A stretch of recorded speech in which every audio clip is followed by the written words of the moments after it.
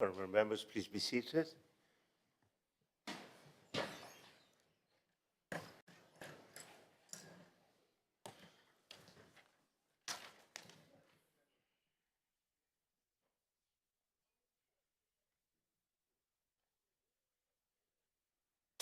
Honourable members, we are still under item 6 of the order paper, and we are now into the next question.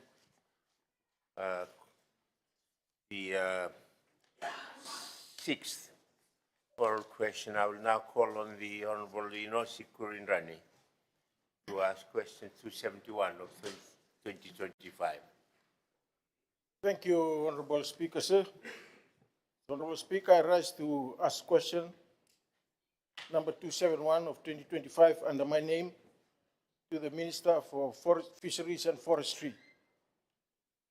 Can the Minister inform Parliament if there are plans to evaluate and provide inventories for all potential marine products for all Ngolingoli boundaries around Fiji? Thank you, sir. Thank you. I now call on the Minister of Fisheries and Forestry, the Honourable Alicia Mbanyivalo.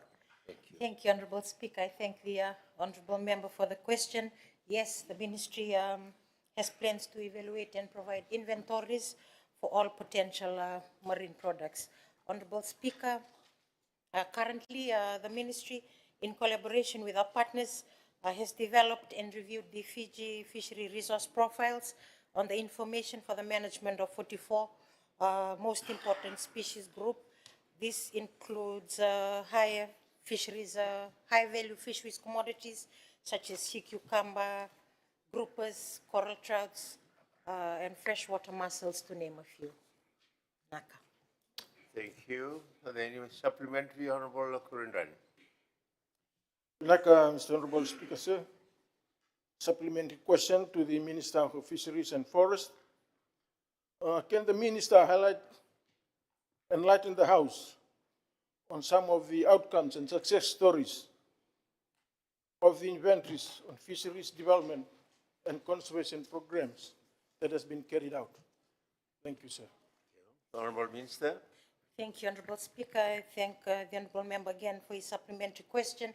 Honourable Speaker, few of the key outcomes of assessment of or inventories that has been conducted by the Ministry include one, the seasonal ban on the Kaukau and Donu from June to September to protect the stock during the breeding season and allows the population to recover and support livelihoods and the economy. Secondly, seasonal ban on the harvesting and trade of sea cucumber to allow the population to recover and continue to undertake its ecological role and support livelihoods. Thirdly, protection of critical spawning and breeding sites such as the Shark Reef Marine Reserve in Serua and the Naingoro Fish Aggregation Passage in Kandavu. And lastly, the establishment of marine protected areas to support marine ecotourism and integrated with mariculture activities such as the Tavarua Island Marine Reserve in Malolo. Thank you. We'll now move on to the next oral question. I will call on the Honourable Elvick Maharaj to ask question 272 of 2025. Thank you, Speaker. I rise to question number 22 of 2025. And question is directed to Minister for Housing. Can the Minister of Parliament or the government specifically for the construction and delivery of affordable public housing units over the next 3 years to meet the demands of young families and first-time? Thank you. Thank you. I invite the Minister for Housing and Local Government, the Honourable Najib Nalimisa, for his response. Thank you, Mr. Speaker, sir. And I thank the Honourable Member for the question. Mr. Speaker, sir, the Minister of Housing has set clear and ambitious performance targets from 2025 to 2029 based on the 2025-2029 National Development Plan to strengthen home ownership, upgrade informal settlements, and expand access to affordable and social housing. Over the next 3 to 5 years, we aim to assist up to 1,250 first home owners upgrade 6 informal settlements, relocate 3 high-risk communities, acquire 300 acres of land for future housing development, and deliver 7 major land housing infrastructure projects. These indicators reflect our commitment to improving quality, safety, and accessibility of housing for all Fijians. Furthermore, Mr. Speaker, sir, the government recognizes that access to affordable housing is both a constitutional obligation and a critical pillar of our National Development Plan. Guided by our National Housing Policy 2025 to 2030, launched earlier this year, we have set clear, measurable targets aligned with our SDG Goal 11 to ensure inclusive, safe, resilient, and sustainable communities.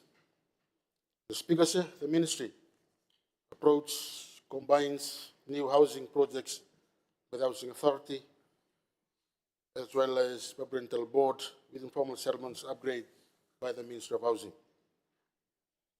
The government strategy is built on 3 core pillars: 1, increasing supply of affordable housing units and service lots; 2, prioritizing low-income and first-time home seekers in all allocations; and thirdly, accelerating construction through a clear and time-bound delivery schedule. Mr. Speaker, sir, the Ministry of Housing, in close collaboration with Housing Authority, have agreed on Housing Authority integrated service and delivery plan for each developed sites. With this, the government established a firm, constructive pipeline intended for the next 5 years. Speaker, sir, Housing Authority's delivery plan shows a strong and steady increase in housing supply over the next 5 years. In 2025, Authority will deliver 203 housing units and 362 service lots, totaling 565 outputs. This increases in 2026 to 513 units and 152 lots, bringing output to 665. The largest delivery is expected to occur between 2027 and 2029, with 2,157 new homes and 2,107 lots, totaling 4,264 outputs. Mr. Speaker, sir, overall from 2025 to 2029, the Authority is set to deliver 2,873 housing units and 2,621 service lots, a combined output of 5,434, presenting the most ambitious housing program to be undertaken. But yet, to supplement these plans, the Authority has designed its delivery timelines and fast-track construction timelines to ensure transparency and predictability. To keep construction costs low and ensure that young families access affordable homes, the Authority has adopted a set of standardized and practical house designs for model homes. These plans are specifically tailored for starter families and focus on functionality, durability, and climate resilience. The model home plans offer 2-bedroom homes sized at 71 and 72 square meters, the ideal entry-level options for small families or first-time buyers. For larger households, the 3-bedroom home plans are at 110 and 120 square meters.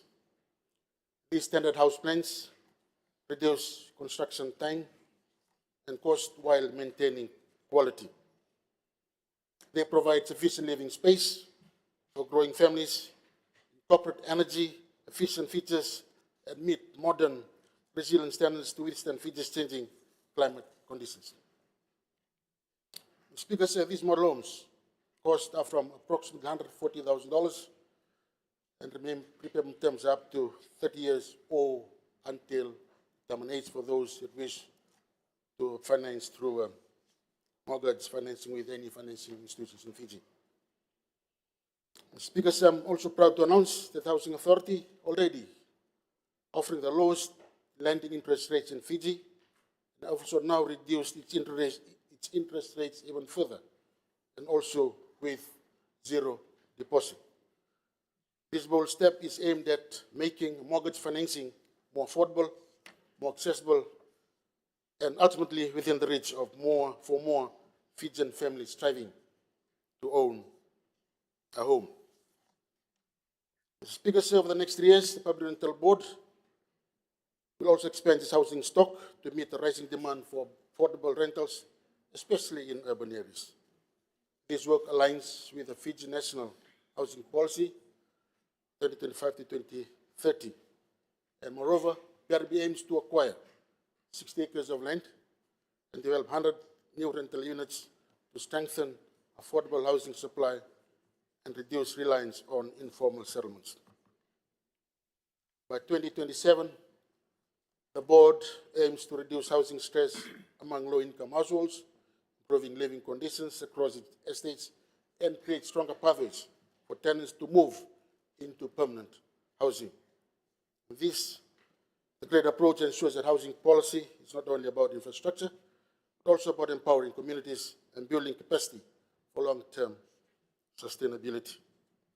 Speaker, sir, the Ministry continues with administering the first home ownership initiative program that has transformed the lives of thousands of Fijian families since its inception in 2014. The program was designed with a clear purpose to make home ownership a reality for low and middle income earners in Fiji. For the past decade, this initiative has provided more than 4,400 households, grants totaling $55.2 million, enabling families to secure their first home or land lease.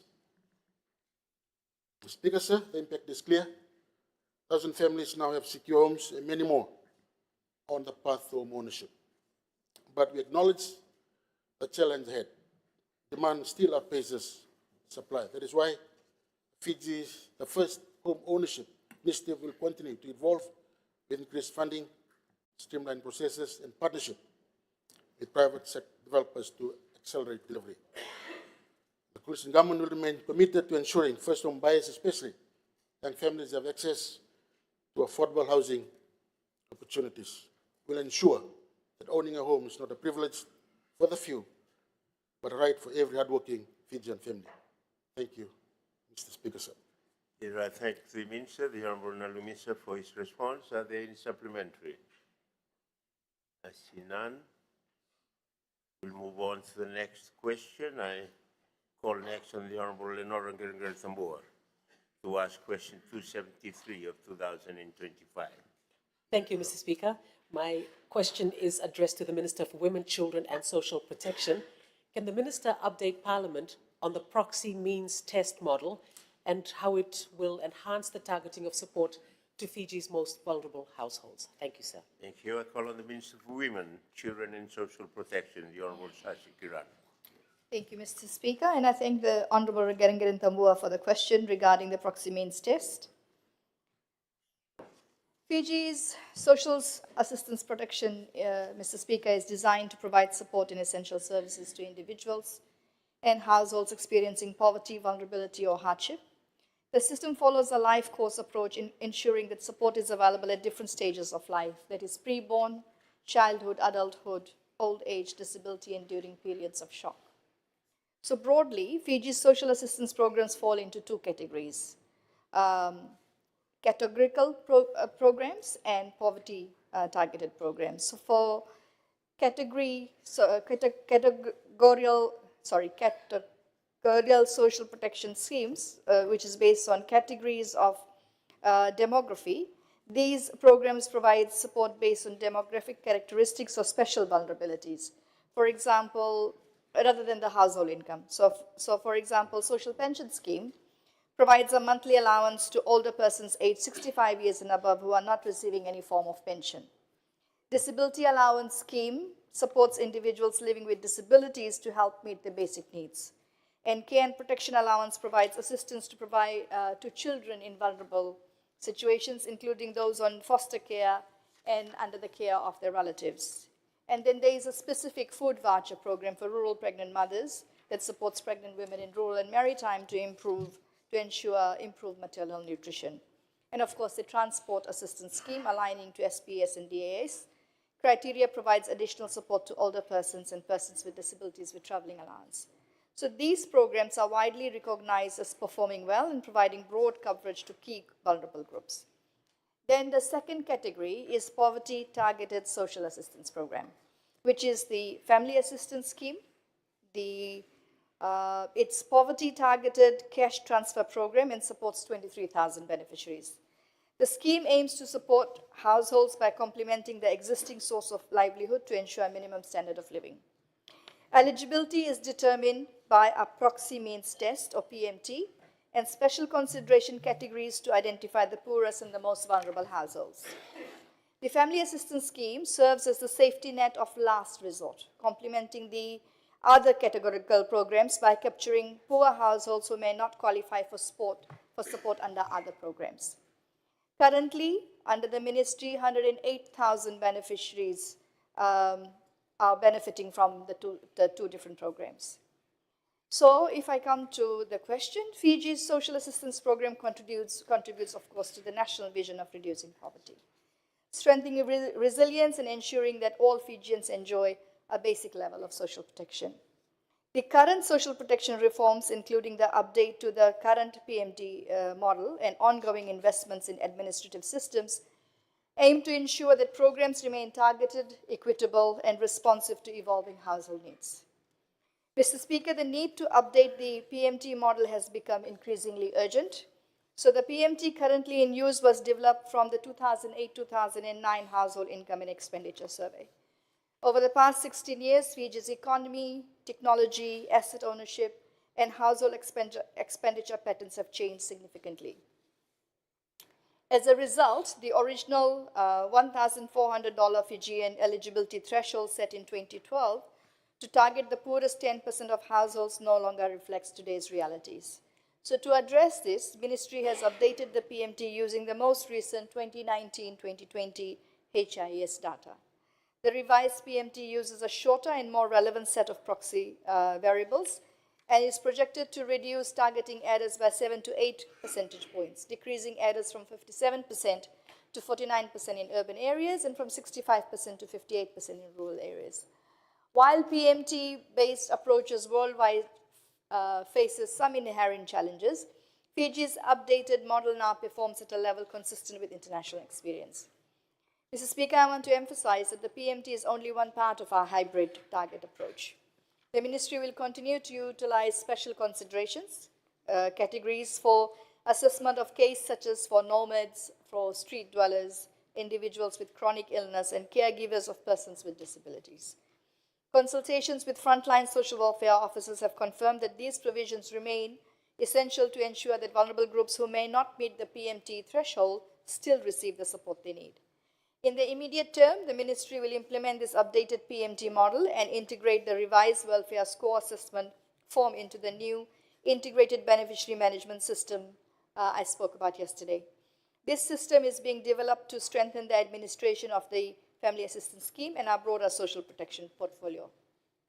At the same time, the Ministry will continue to limit the use of the PMT to the Family Assistance Scheme only, given that Fiji's other categorical programs are performing well.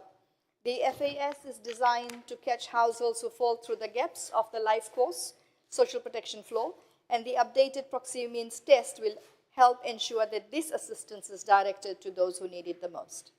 Mr. Speaker, the PMT update exercise has also presented broader recommendations. These include indexing the FAS, the Family Assistance Scheme eligibility threshold, to inflation to ensure it consistently represents the poorest 10% of households, that is equivalent to raising the threshold from the existing based on the current HIS data adjusted to 2025 prices.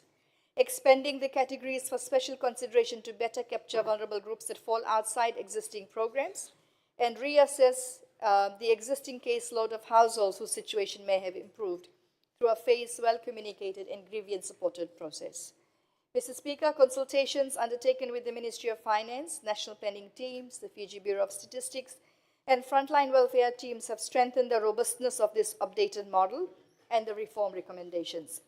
In the long term, the Ministry will also explore options for redesigning the Family Assistance Scheme to reduce reliance on PMT only targeting to examine the feasibility and value for money of other approaches such as higher coverage child benefits that will support to reduce the targeting errors and close remaining social protection gaps.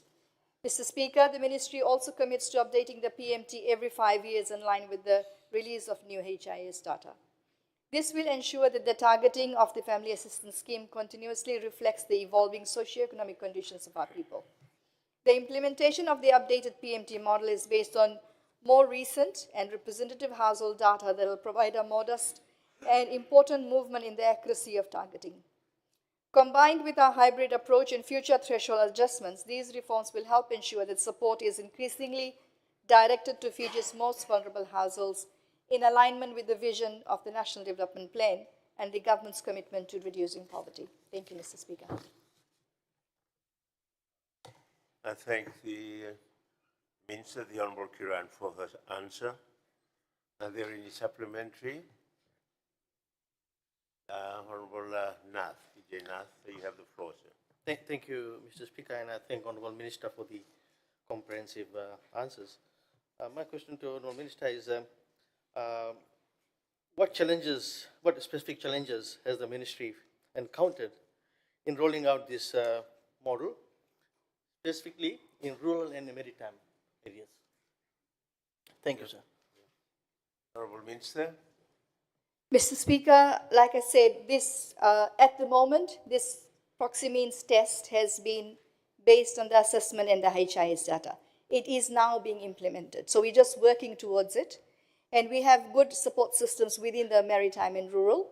And in future, I'll be able to provide further updates. Thank you. Follow-up question, Honorable Nath. Follow-up question, Mr. Speaker. Mr. Speaker, before I ask the real question, I want to salute you for your emotional speech in morning from the chair when you met the people from Canberra. In fact, I've been to Canberra one time, and I've seen the hardship there too. Not only Canberra, but the other part of Lau Group. So how the ministry is going to encounter, or how the ministry is going to cover these areas? I hope you're not bringing us into the debate.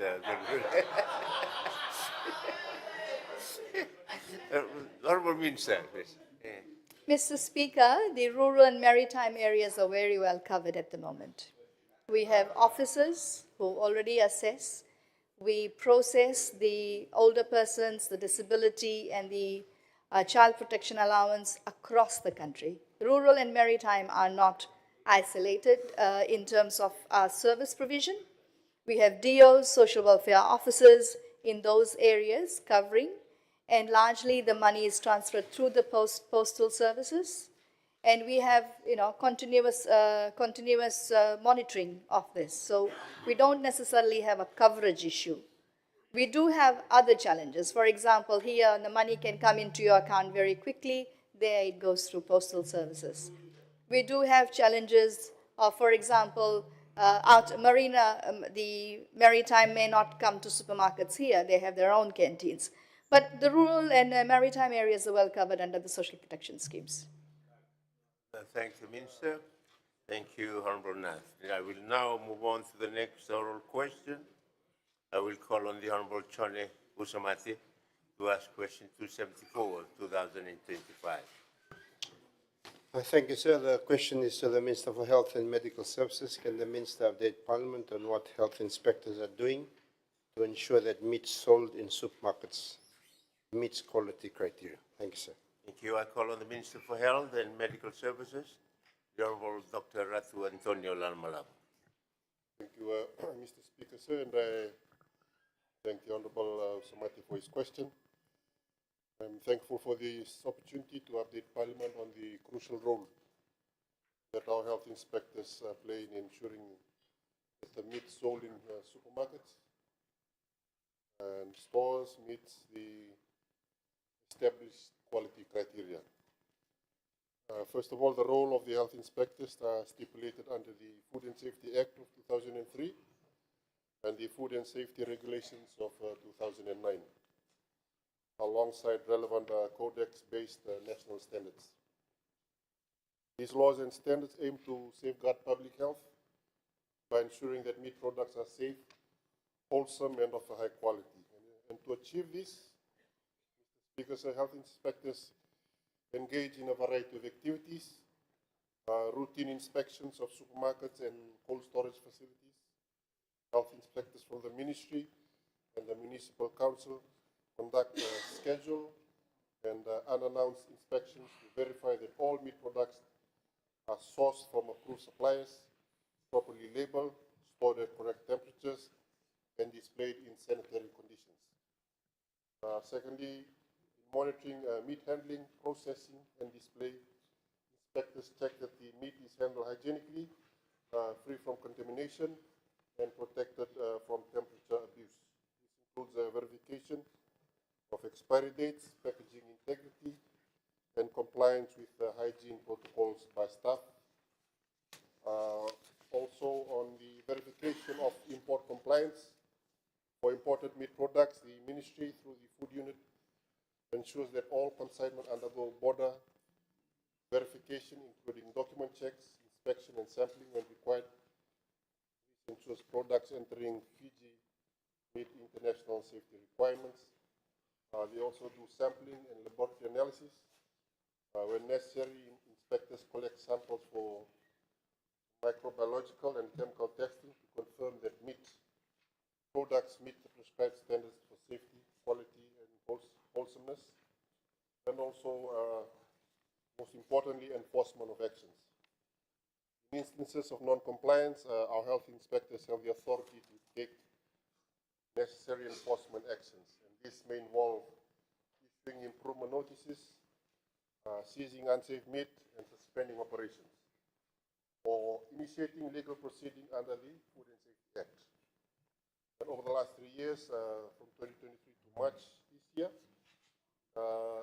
they have prosecuted 35 cases, issuing fines totaling to approximately $25,000. While the current act is quite limited in its scope for penalizing offenders, as it does not include provision for enforcing fixed penalties or fines, spot fines. As a result, cases can only be prosecuted in the court of law, a process that can take months or even years.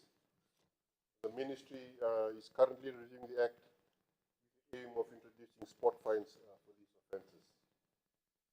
In the last 2 years, 35 cases have been prosecuted by health inspectors from both the health subdivisions and the food unit. And the fines incurred, as mentioned, totally approximately 25,000, which contributes to the consolidated fund. In summary, Mr. Speaker, sir, the summary of offences let me share with members of this August House is operating without a license, Food and Safety Act Schedule 2, 1 and 2. 32 cases were reported against various food premises, including coffee shops, takeaways, supermarkets, dairy shops, and street food vendors, leading to a total fine of $20,000. Selling, preparing, packing, or conveying food under unsanitary conditions.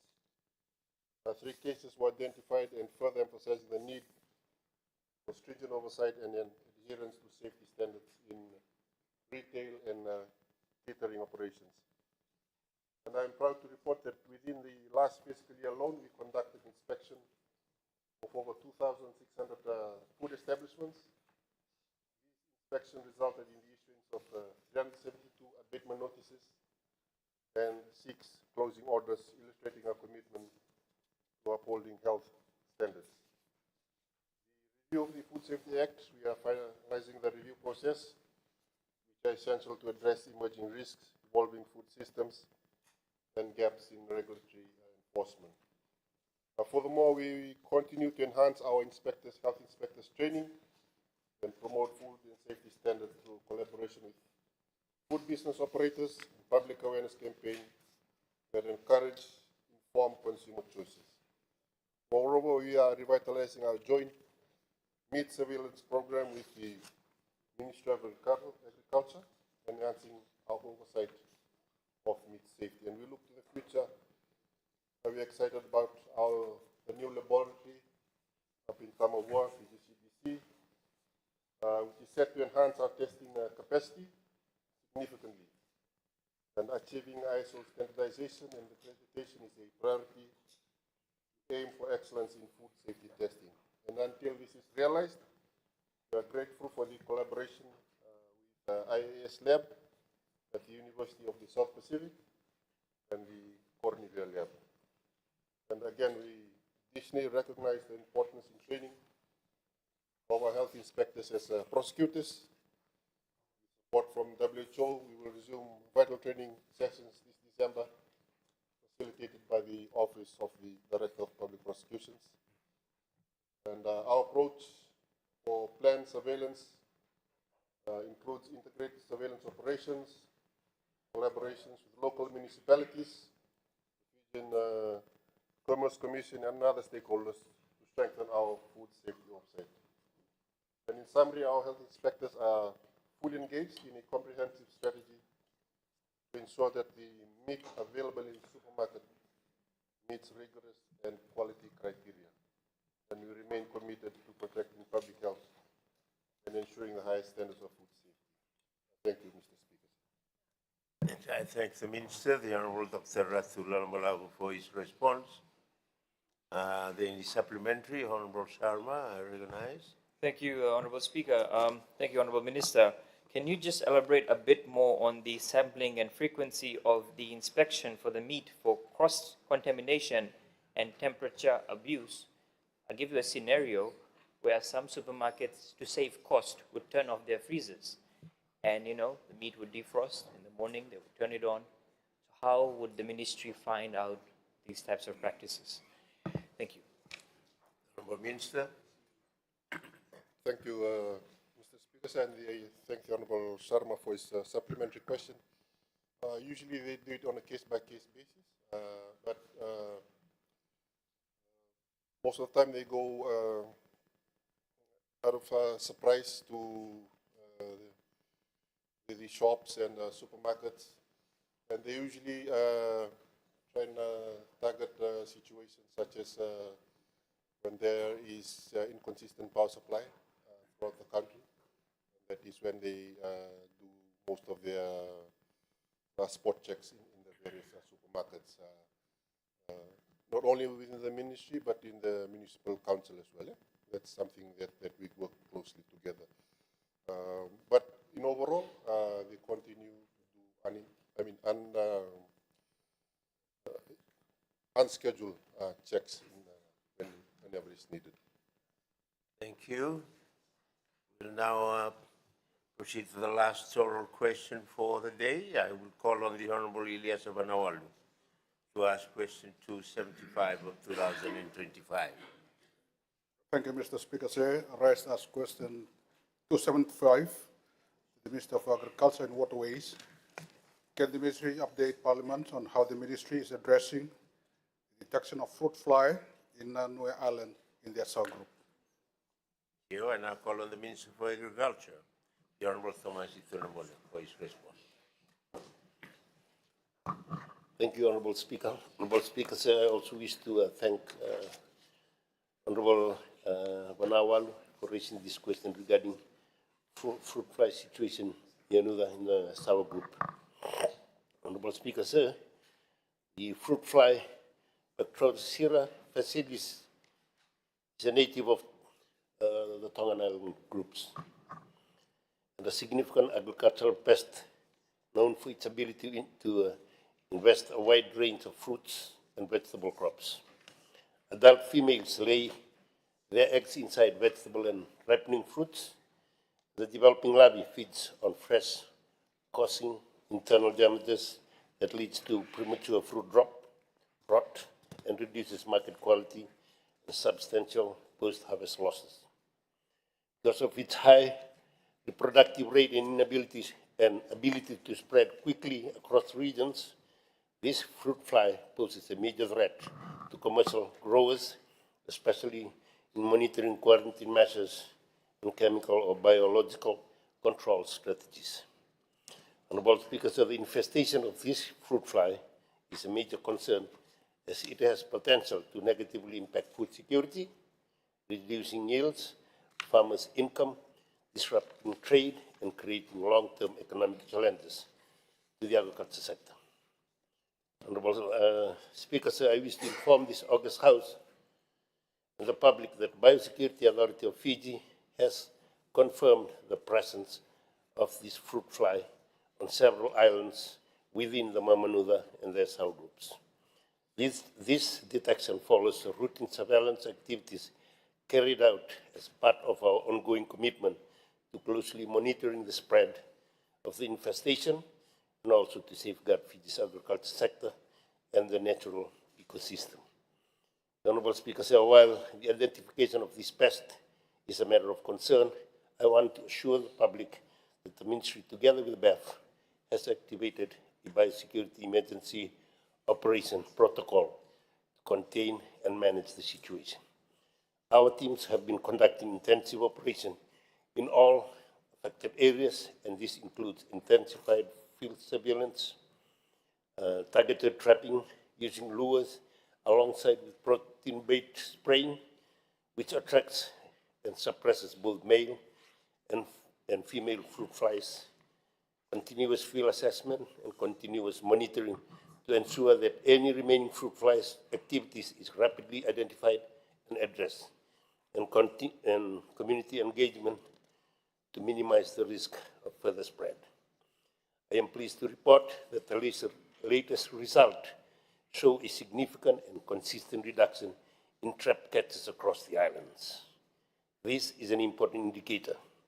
Trap counts are one of the most reliable measures to indicate fruit fly numbers, and the downward trend clearly demonstrates that these suppressant activities are working as intended. In short, the strategy is effective in lowering fruit fly population, reducing the immediate threats to the island, and supporting our broader goal to preventing long-term establishment of this pest.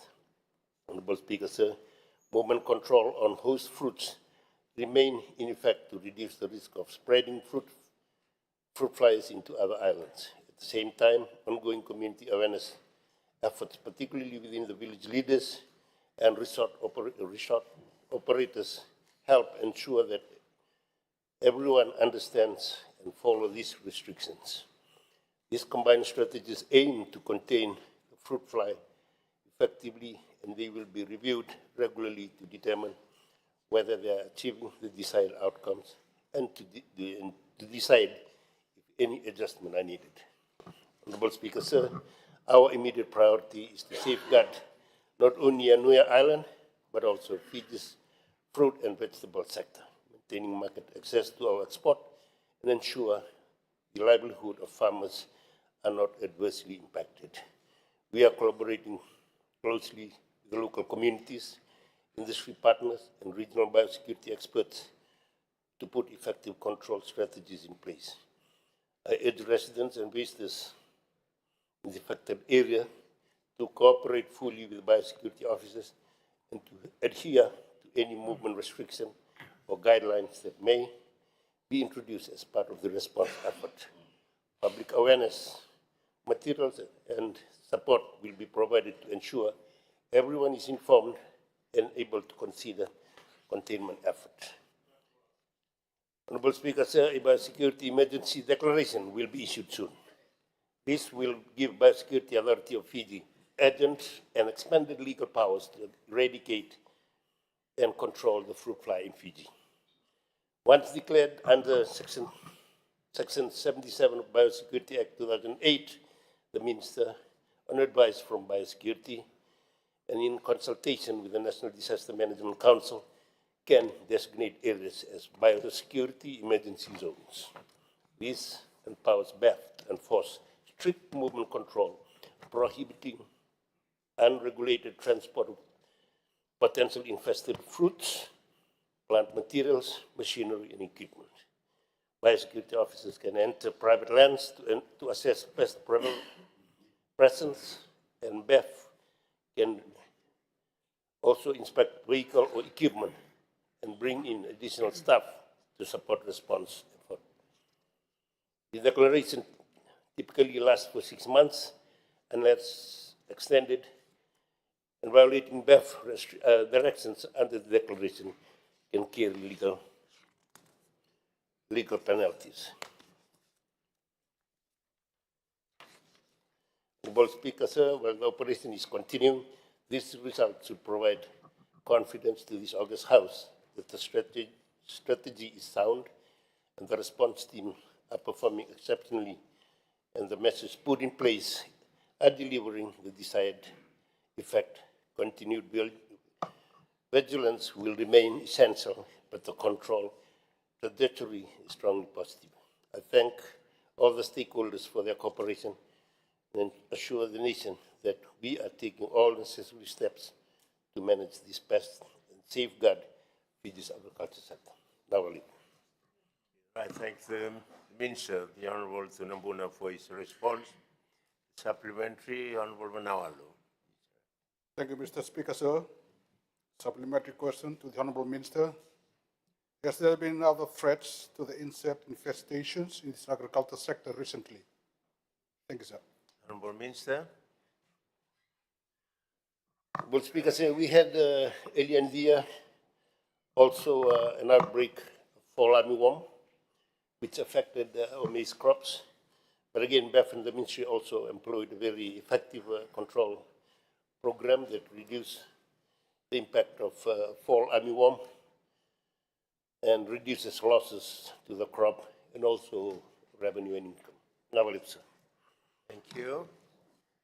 That was the last of our questions. I will now move on. We'll move on to the first written question.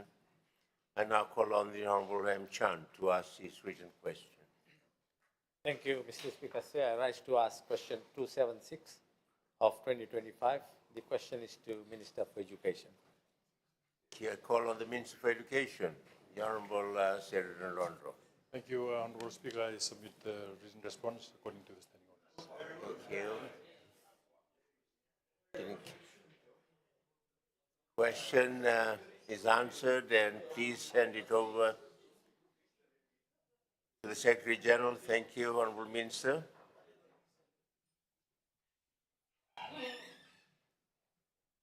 I'll now call on the Honourable Ratu Rakuita Wagalalambure to ask his written question.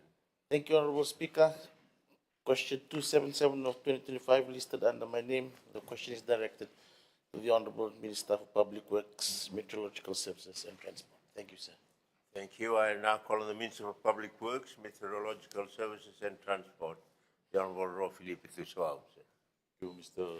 Speaker, sir. I hereby provide the answers. Answer is provided. Thank you, Honourable Minister. You can hand it to the Minister, the Secretary General.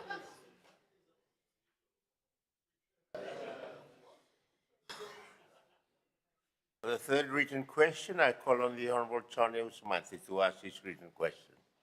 Thank you, sir. Question 278 of 2025 is directed to the Minister for Policing and Communications. Thank you. And I call on the Minister for Policing and Communications, the Honourable Ioane Nevalurua. Honourable Speaker, sir, I submit my written response to the question. Thank you. The written question.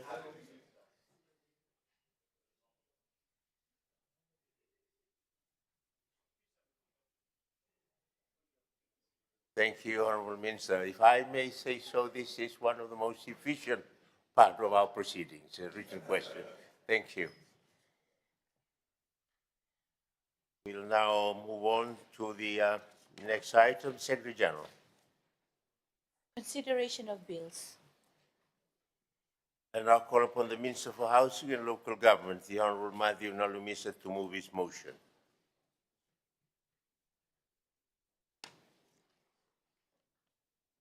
Mr. Speaker, sir, pursuant to Standing Order 51, I move that the Town Planning Amendment Bill 2025, Bill number 38 of 2025, be considered by Parliament without delay. The bill must pass through one stage at a single sitting of Parliament. The bill must not be referred to a standing committee, other committees of Parliament. That the bill must be debated and voted upon by Parliament on Thursday, 27 November 2025, that 1 hour be given to debate the bill with the right of reply given to Mr. Minister moving this motion. Here is a seconder. Mr. Speaker, I beg to second the motion. Honorable Rothiswau, second. I now call on the Minister for Housing and Local Government to speak on his motion.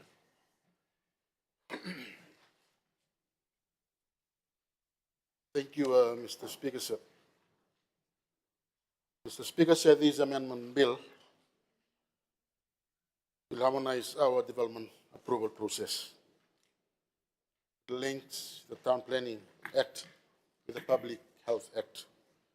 Also ensures clear and consistent process, also removes overlaps and reduces delays. And also ensure that building applications will follow a single and coordinated national process. Mr. Speaker, sir, these amendments are critical for our national progress, and they directly support our strategic goals. They are comprehensive, legally sound, and meet our national development objectives.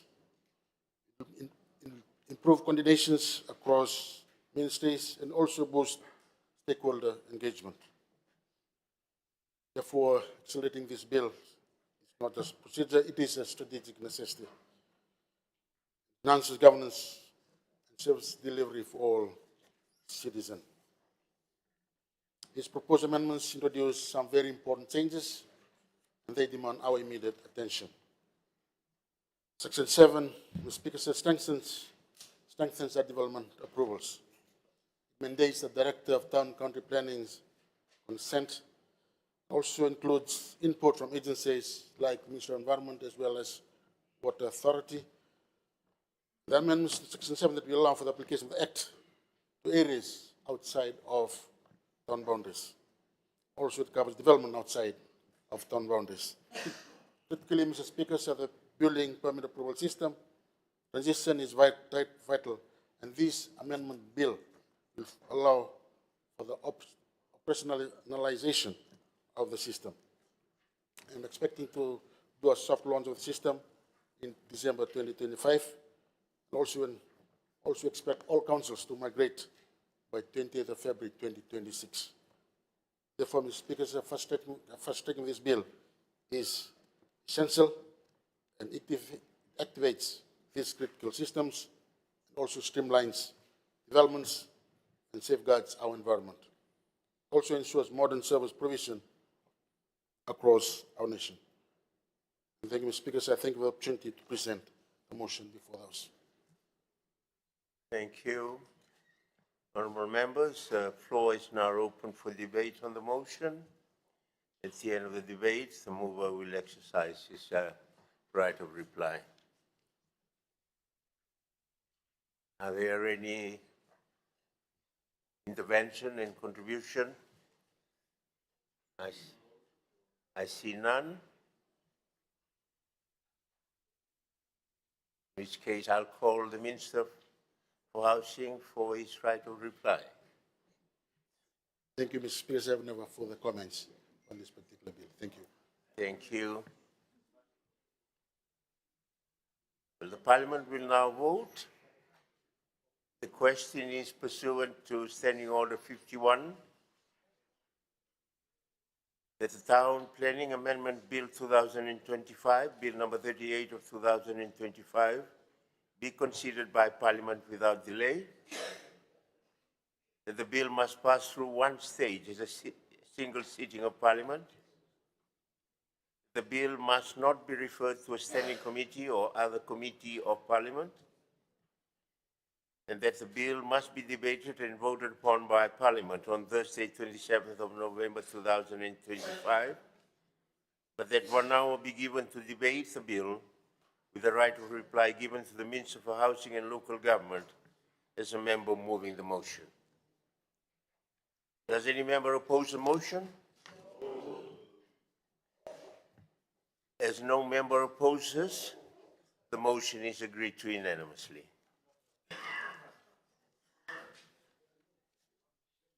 Thank you, honourable members. That brings us to the end of today's sitting. I now call on the Minister for Housing and Local Government to speak on his motion. Thank you, honourable members. That brings us to the end of today's sitting. I now call on the Minister for Housing and Local Government to speak on his motion. And the Parliament, we will adjourn and meet again tomorrow at 9:30 a.m.